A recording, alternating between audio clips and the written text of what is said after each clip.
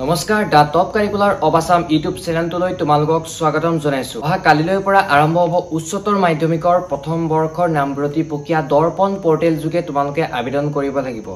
Documents কি লাগিব সকলোখিনি কম। বহুতে কমেন্ট কৰি আছিলে যেন কাষ্ট সাৰ্টিফিকেট নাই তেন্তে আবেদন কৰিব পাৰিম নে নোৱাৰিম, আৰু পাৰ্চেন্টেজটো কম আছে সায়েন্স ষ্ট্ৰীমত আবেদন কৰিব পাৰিম নে নোৱাৰিম সকলোখিনি কম।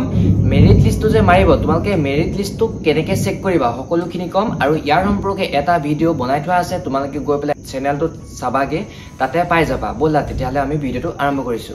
আমাৰ এই চেনেলটোত চৰকাৰী বেচৰকাৰী আঁচনি সম্পৰ্কীয় সকলোবোৰ তথ্য দাঙি ধৰা হয়, লগতে অনলাইন কৰোৱা দেখুওৱা হয়। যিহেতু তোমালোকে এবাৰ মেট্ৰিক পাছ কৰিছা, মেট্ৰিক পাছ কৰাত বহুত চাকৰি ওলায়, তোমালোকে সেই চাকৰিখিনি খবৰ পাবা, লগতে অনলাইনটো কেনেকৈ কৰে সকলোখিনি দেখুওৱা হয়। তোমালোকে সেইবাবে চেনেলটো ছাবস্ক্ৰাইব কৰি বেল আইকনটো টিপি ৰাখিবা।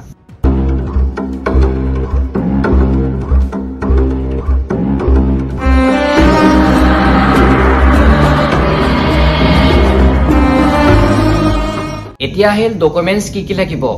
অনলাইনটো কৰিবলৈ ডকুমেন্টস কি লাগিব। প্ৰথমতে ডকুমেন্টস লাগিব পাছপোৰ্ট সাইজৰ ফটো একপি, মোবাইল নাম্বাৰ আৰু মেট্ৰিকৰ মাৰ্কশ্বিটখন হ'লেও হৈ যাব।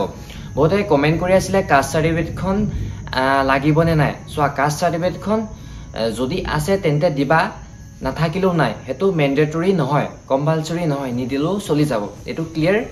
ছেকেণ্ডতে কৈছে যদি পাৰ্চেন্টেজ কম হয় তেতিয়া সায়েন্স ষ্ট্ৰীমত আবেদন কৰিব পাৰিবানে নাই। চোৱা, তোমালোকে 5খন কলেজত আবেদন কৰিব পাৰিবা। তোমালোকে 5খন কলেজতে দি থবা, তেওঁলোকে মেৰিট লিষ্ট মাৰিব।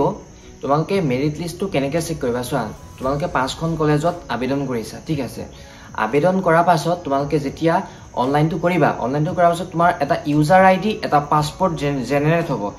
সেইটোত লৈ পেলাই য'ত তোমালোকে আবেদনটো কৰিছা, তোমালোকে মোৰ ভিডিঅ' চাইও তোমালোকে আবেদন কৰিব পাৰা, তেন্তে নতুবা কম্পিউটাৰ দোকান গৈ তোমালোকে আবেদন কৰিব পাৰা।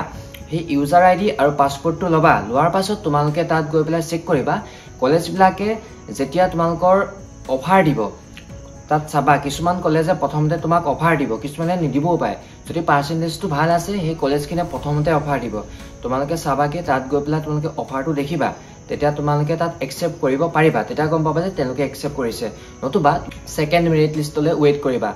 কিছুমান কলেজে পাৰ্চেন্টেজটো কম কাৰণে একচেপ্ট নকৰিব পাৰে, দুদিনমান দেৰিকৈ কৰিব পাৰে, ছেকেণ্ড মেৰিট লিষ্টলৈ তেওঁলোকে ৰখাই থ'বও পাৰে। তোমালোকে ৱেইট কৰিবা। নতুবা যদি 5খন কলেজৰ ভিতৰত তোমালোকৰ যোনখন কলেজে তোমালোকে ল'ম বুলি ভাবিছা, তোমালোকে সেইখন কলেজত গৈ পেলাই তোমালোকে একচেপ্ট কৰিব পাৰা। কথাটো ক্লিয়াৰ হ'লনে?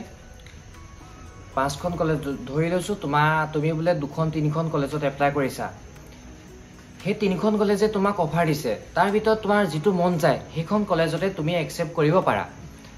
যদি তুমি 5খন কলেজতে এপ্লাই কৰিছা, বা যদি তুমি 5খন কলেজতে এপ্লাই কৰিছা, যদি তোমাৰ পাৰ্চেন্টেজটো কম আছে, যদি তুমি ষ্ট্ৰীমটো সায়েন্স দিছা, তেওঁলোকে অলপ ভাল কলেজখিনিয়ে একচেপ্ট নকৰিবও পাৰে, 2খন মানে একচেপ্ট কৰিবও পাৰে, অফাৰ দিবও পাৰে।